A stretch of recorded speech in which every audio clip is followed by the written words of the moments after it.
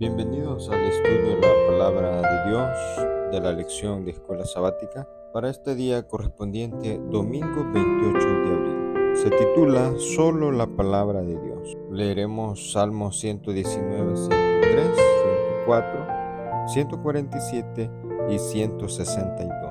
La pregunta dice: ¿cuál era la actitud de David hacia la palabra de Dios? ¿Cómo influyó esto en los reformadores y cómo influye en nuestra vida en la actualidad? Leemos Salmos 119, 103, 104. Cuán dulces son a mi paladar tus palabras, más que la miel a mi boca. De tus mandamientos he adquirido inteligencia, por tanto he aborrecido todo camino de mentira. La actitud de David hacia la palabra de Dios, según Salmos 119, refleja un profundo amor y aprecio por las enseñanzas divinas. En los versículos que se mencionan, se destaca la dulzura y el valor de la palabra de Dios. Esta devoción de David por la palabra de Dios tuvo un impacto significativo en los reformadores religiosos como Martín Lutero, Juan Calvino y Ulrich y Zwingli. Su énfasis en la autoridad de las Escrituras y la justificación por la fe se inspiró en gran medida en la actitud de David hacia la ley divina. Los reformadores vieron en David un modelo de fe y dependencia de Dios, lo que les motivó a buscar un retorno a las enseñanzas bíblicas y a desafiar las prácticas eclesiásticas que consideraban contrarias a la Biblia. En resumen, la actitud de David hacia la palabra de Dios ha tenido un impacto duradero, inspirando tanto a los reformadores en su tiempo como a los creyentes en la actualidad a valorar y seguir las enseñanzas bíblicas. La Biblia era el fundamento de la fe de los reformadores y la esencia de su enseñanza. Comprendieron que estaban tratando con la inspirada palabra de Dios que vive y permanece para siempre, como lo dice Primera de Pedro 1:23. Atesoraban cada palabra. A medida que leían sus páginas y creían sus promesas, su fe se fortalecía y su valor se renovaba.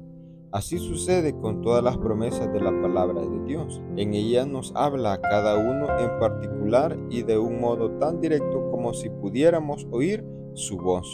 Por medio de estas promesas, Cristo nos comunica su gracia y su poder. Son hojas de ese árbol que son para la sanidad de las naciones. Recibidas y asimiladas serán la fortaleza del carácter, la inspiración y el sostén de la vida. Nada tiene tal virtud curativa.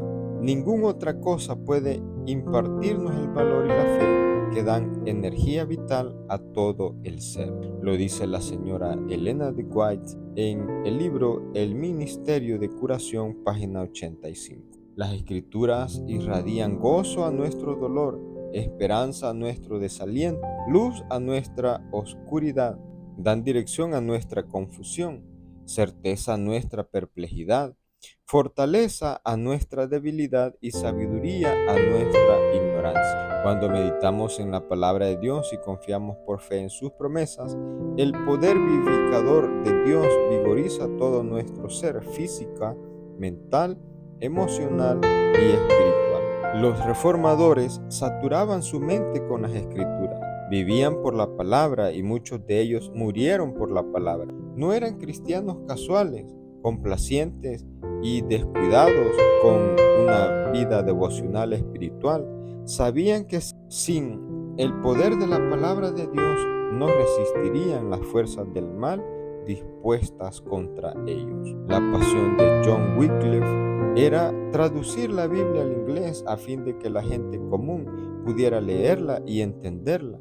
Como eso era ilegal, fue juzgado por su fe, condenado como hereje y sentenciado a muerte. En su juicio, Wycliffe hizo un serio llamado. ¿Contra quién piensan que están compitiendo? ¿Contra quién piensan que están contendiendo?, preguntó él. ¿Contra un anciano que ya está al borde del sepulcro? No, contra la verdad que es más fuerte que ustedes y que los vencerá.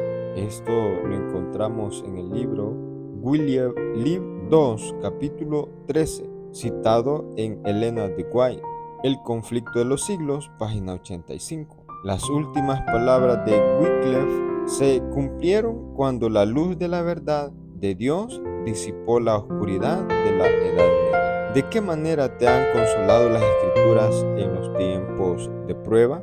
Es una pregunta muy interesante. Dejaremos tu respuesta. El comentario de la señora Elena White dice lo siguiente: cuando apedrearon al elocuente y noble Esteban por instigación del Sanedrín, no hubo pérdida para la causa del Evangelio. La luz del cielo que glorificó su rostro, la compasión divina que se expresó en su última oración, llegaron a ser como una flecha aguda de convicción para el miembro intolerante del Sanedrín que lo observaba. Y Saulo el fariseo perseguidor se transformó en el instrumento escogido para llevar el nombre de Cristo a los gentiles, a los reyes y al pueblo de Israel. Por los esfuerzos de Satanás para destruirla, la simiente incorruptible de la palabra de Dios, la cual vive y permanece para siempre, se esparce en los corazones de los hombres. Por el oprobio y la persecución que sufren sus hijos, el nombre de Cristo es engrandecido y se redimen las almas. Esto lo dice el Discurso Maestro de Jesucristo, página 32. Solo la palabra de Dios. Y como decía Martín Lutero, solo la Escritura y solo la Escritura. Que el Señor te bendiga.